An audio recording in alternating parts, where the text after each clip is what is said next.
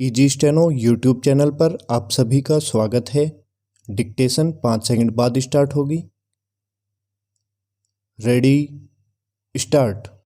यह अच्छा हुआ कि प्रधानमंत्री ने कानून मंत्रियों के सम्मेलन में कहा कि न्याय मिलने में देरी सबसे बड़ी चुनौतियों में से एक है, लेकिन यह बात पहले भी न जाने कितनी बार कही जा चुकी है। वास्तव में यह बात पिछले करीब 2-3 दशकों से ऐसे ही अवसरों पर कई बार कही गई है। कभी कानून मंत्री की ओर से, कभी न्यायाधीशों की ओर से और कभी प्रधानमंत्री की ओर से भी, लेकिन नतीजा ढाक के 3 पात वाला है। समस्या की चर्चा करते रहने का तभी कोई औचित्य है जब उसका समाधान भी निकले। दुर्भाग्य से यही नहीं हो रहा है, और वह भी तब जब न्याय में देरी के कारणों से सभी अवगत है। न्यायपालिका भी और कार्यपालिका के साथ विधायिका भी।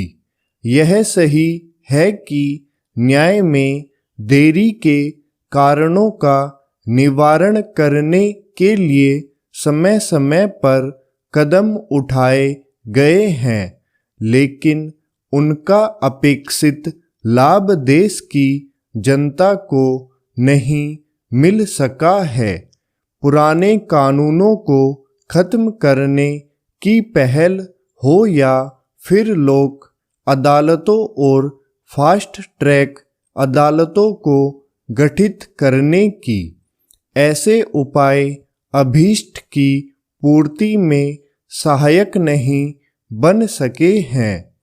ऐसा इसलिए है क्योंकि न्याय देने की प्रक्रिया में व्यापक बदलाव की मांग पूरी करने की दिशा में आगे नहीं बढ़ा जा रहा है। इसी के चलते तारीख पर तारीख का सिलसिला कायम है। इसी तरह यह भी एक यथार्थ है कि जो सरकारें न्याय में देरी को लेकर चिंतित होती रहती है, वही सबसे बड़ी मुकदमेबाज बनी हुई है। आखिर सरकारें अपनी जनता को अदालतों में क्यों घसीटती है? चिंताजनक केवल यह नहीं है कि न्यायिक तंत्र के आधारभूत ढांचे को सुदृढ़ करने के लिए ठोस कदम नहीं उठाए जा रहे हैं, बल्कि यह भी है कि इस तंत्र में सुधार से बचा जा रहा है। और इसका सबसे बड़ा प्रमाण है उच्चतर न्यायपालिका में जजों द्वारा जजों की नियुक्ति वाली कॉलेजियम व्यवस्था जारी रहना।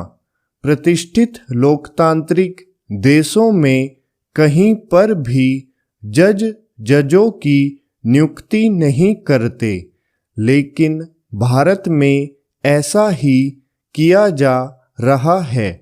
पता नहीं हमारे न्यायाधीशों को यह क्यों लगता है कि यदि लोकतांत्रिक मूल्यों को मुंह चिढ़ाने वाली कॉलेजियम व्यवस्था खत्म हो गई तो आसमान टूट पड़ेगा।